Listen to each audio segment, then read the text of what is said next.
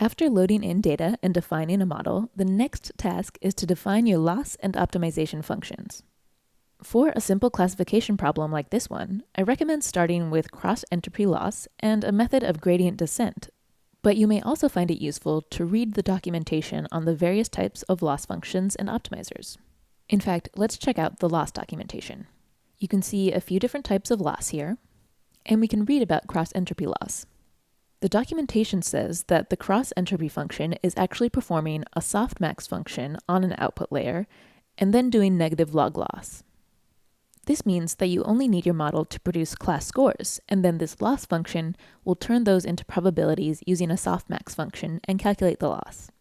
It even details how these calculations are performed. You'll also notice that this loss is calculated as an average value over a batch of images. So if a batch of 20 images is seen by our model during training, the returned loss will be the average loss over those 20 images. Now back to our notebook, the loss and optimization functions will really define how the network updates its weights as it trains. Next, we'll get to the actual training loop. This has the number of epochs we will train for. Epochs are how many times we want the model to iterate through the entire training dataset. One epoch, for example, means it sees every training image just once. And I suggest starting with at least 20 epochs for this dataset.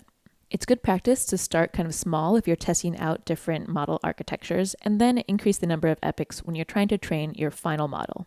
Then we loop over each epoch, and I'm going to keep track of the training loss as I go. Inside this epoch loop is the batch loop. Here, the train loader will load a batch of training data, and we can look at the images and the true labels for every image in that batch.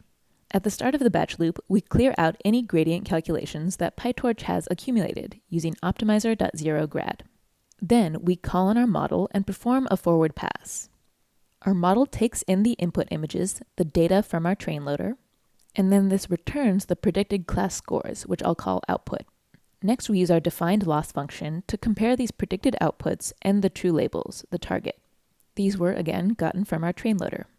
So we compare a batch of outputs and target labels and calculate the cross-entropy loss. To complete the backpropagation steps, we then perform a backward pass to compute the gradient of the loss, and we perform a single optimization step. This step is actually responsible for updating the values of the weights in our network. Finally, we compute a running training loss. This loss.item is a loss value that's averaged over the batch, and in this case, we actually want to record the accumulated loss over the batch, not the average quite yet. So I'm going to multiply it by the batch size, data.size 0. Then, after this loop has completed and we've gone through one whole epoch, I'll calculate the average loss over that epoch.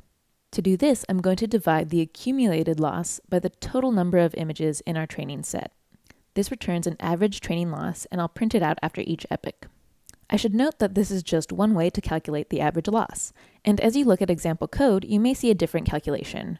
For example, you could calculate the average loss at any point in this batch loop, as long as you add up the loss for every input image and then divide the accumulated loss by the number of images seen by the network.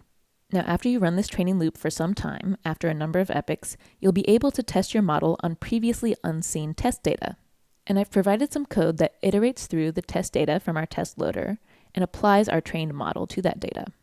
This code will allow you to see how well your model performs on each class in our dataset. Next, you'll have a chance to take a look at this exercise code and a solution to creating an MLP for image classification.